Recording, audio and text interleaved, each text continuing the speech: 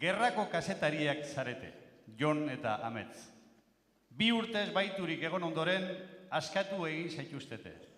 Gaur zatozte hegazkinez etxera. Jon hasita, Iruna bertso 8 naundian. Iraken begiro, beroa dago, beroa ta irakina, bertan baitu egin gintuzten, eta zer nolako mina. Naiz atseginez hartu dugun gaur, etxerako hegazkina.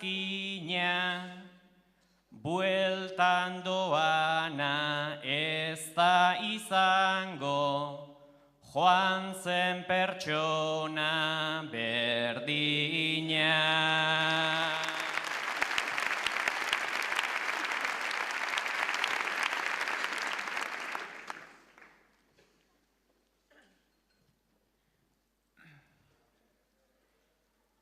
Bi urtetanan ibili gara, itxaropenari eusten, ta indar egin oidenean maiz, aririk ez denez hausten.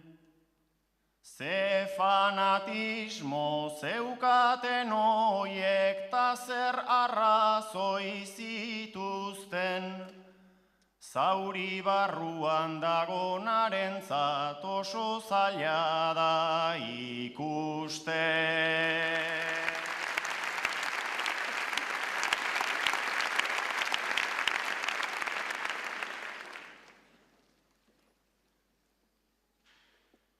Gerra batean 11 gorpu, 1000 bihotz odol ustu. Kazetariak beti behar du objektibo eta justu.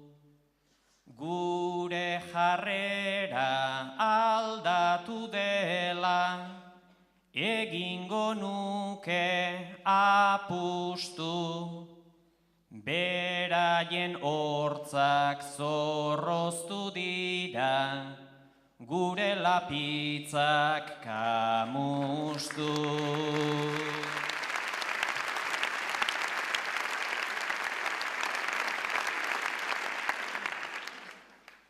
Naiz zorrozteko nik etengabe, egin ditudan indarrak, zenbat sufritu duen urtetan, populu irakiarrak. Horiek kontatu asmotan joan ta luzatu zaizkit bizarrak.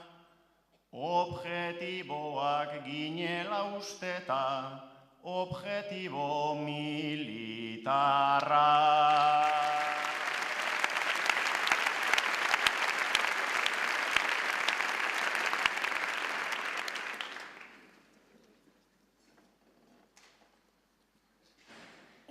Objektiboa, subjektiboa, baita aldien erditan.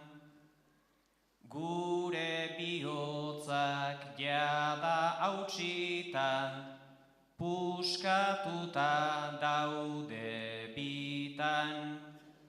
Mindu gaituzte baina zauriak, itxiko dira egitan. Ongi etorri irakurtzean, nere semean begitan. bitak.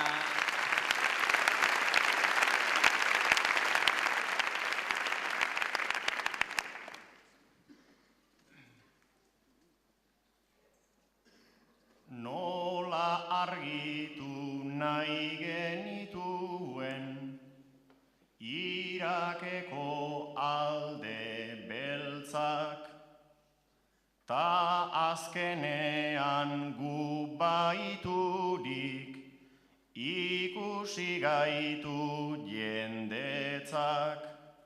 Zerrari gara azaldu nahian hango gatazkaren ertzak, lendabiziko besarkada bat zaiegon zareten entzat.